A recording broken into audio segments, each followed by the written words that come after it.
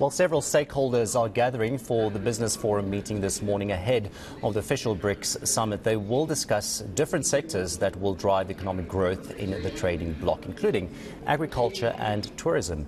The 15th annual BRICS Summit will get underway this afternoon at the Sandton Convention Centre. Now, let's bring in Rofhiwa Madzena, who is live at the Convention Centre this morning to give us a picture of what to expect today.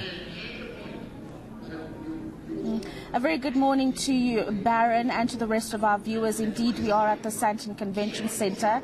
The BRICS Business Forum currently underway. It was opened by Minister of Trade and Industry, Minister Ibrahim Patel. And of course, we are expecting there to be a range of panel discussions, as you mentioned in your intro, that range around agriculture, climate change, and of course, how do we create sustainable economic growth with the just energy transition. But Baron, that's not the only component of this summit that exists over the next 3 days. It's going to be used as an opportunity by different human rights groups, including Amnesty International, to raise concerns and dismay at what's happening between Russia and Ukraine and the stance that these human rights groups would like for the BRICS countries to be taking when it comes to the violations that are currently happening in Ukraine. Rofhiwa Madzena is with me at the convention centre, but outside where the protests are said to be happening. Rofhiwa Madzena, very important conversation that you're going to be having this morning as well. It's not just about business and economic growth, it's also about human rights and geopolitical events that have seen the people of Ukraine suffer and have to forcefully migrate from their country because of the Russian invasion. What is Amnesty International telling you this morning? Colleague, I am some 2 kilometers away from you at Innisfree Park, of course, as you drive into Sandton, where there's more police than actual protesters on the ground here. We do know, of course, the Helen Suzman Foundation, as well as Amnesty International South Africa and the Ukrainian Association of South Africa are coming out here, placards in hand, wanting to be heard. Of course, this is in relation to that Ukrainian-Russian conflict. In fact, let's get more on this from Leysa Kaprenko. Leysa, thank you very much for joining us at eNCA. More than 50 heads of state currently, some 2 kilometers away from where we are. What do you want to say to these heads of state?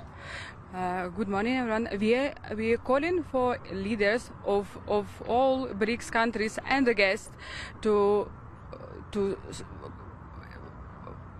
pressurize or use influence and demand from Russian authorities, demand from Putin to immediately stop Russian aggression and stop any military operation which happening in Ukraine right now. Withdraw all forces to return back to grain deal, to stop bombing our elevators and our grain storages, because it's simply being destroyed now. We cannot give it to anywhere. We cannot give it to rest of the world, and it simply gets bombed and burned.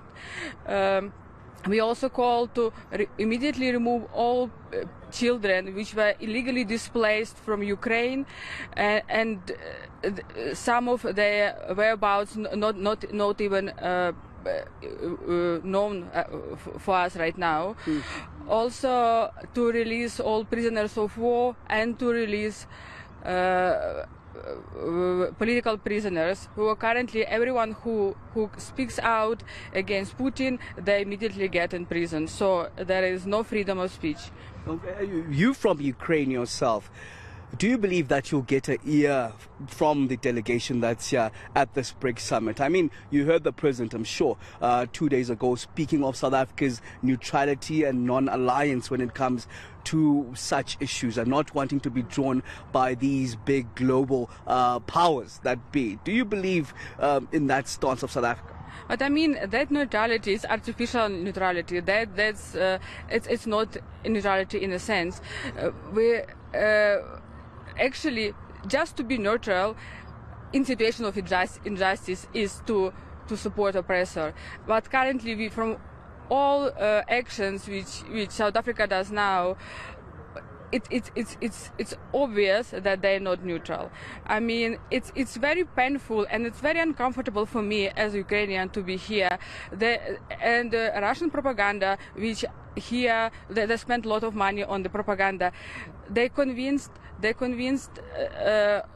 South African that Ukraine is in wrong, Ukraine is stubborn, and we were simply invaded. So it's a painful experience for me. I feel bad that I'm not in my country now, but I feel that maybe here I can change something, because we do a lot of protests, we writing letters, we creating platforms for webinars, for discussions, just to create awareness about what is Ukraine, what actually happened there, how invasion happened, when it started, and what is the consequences of that. Let's talk about then South African action, and I'm going to ask my colleague Noko Malache just to show us the heavy police presence here, a fleet of police guarding a handful of protesters. I just want your sentiments and what has happened in you applying for this protest. We actually wanted to be visible and want to be heard. We wanted to picket in front of Convention Center, but in the very last minute they said the only place they can allow, because of possible quantity of protesters, this side, and you can see that there is many police. I don't know.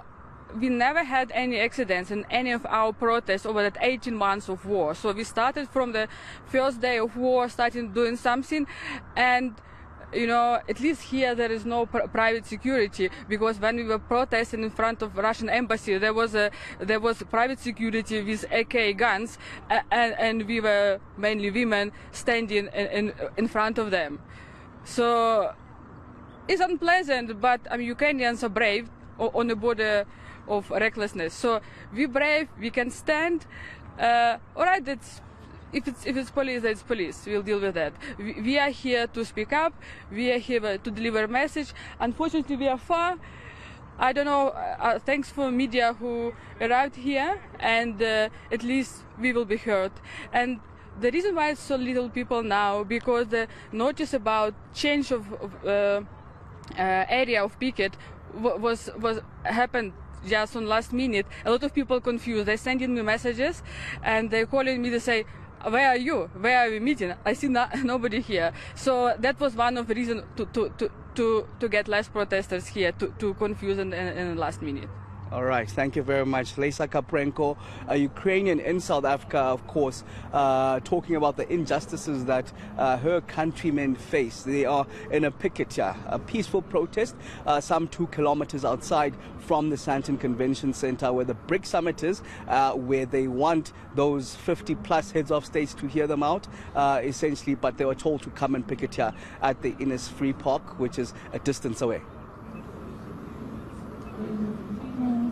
A very important discussion indeed, Rofhiwa Madzena, and we hope that whatever they are saying or engaging different stakeholders on reaches the right ears over the next 3 days. Of course, there have been various allegations around the human rights violations by Russia in the war that is currently underway in Ukraine. And that's one component of the summit over the next 3 days. We've got various dialogues that will be happening. Currently, we have the BRICS Business Forum, which was opened up by Minister Ibrahim Patel. And Baron, if I just take a look at our monitor here, we've got the Finance Minister of Brazil, which is currently engaging the delegates at this morning's forum, and he'll therefore be followed by the Indian counterpart after that. And then, of course, there'll be a number of panel discussions that will take place this morning ahead of the main opening this afternoon, where all the presidents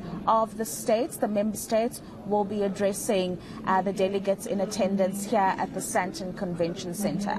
All right, thank you so much. That was eNCA's Rofhiwa Madzena. She's live at the Sandton Convention Center, and of course Rofhiwa Madzena as well, a reporter on the ground, just covering that protest that's happening in Sandton as well. Of course, Ukrainian protesters, against the war in Ukraine. Of course, the Russian president President Vladimir Putin will not be in South Africa, as we do know, but he will be attending the BRICS conference virtually.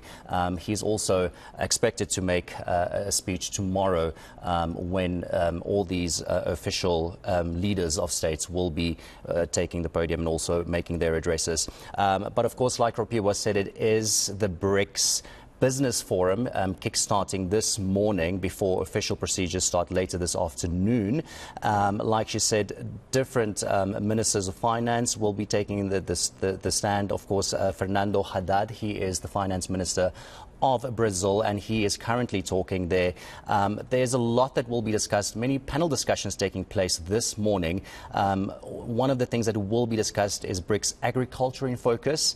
And then another important one, especially for us in a South African context, is delivering on a just energy transition. So that will be discussed at around 10 this morning as well. But we'll be giving you all of those updates as proceedings are underway.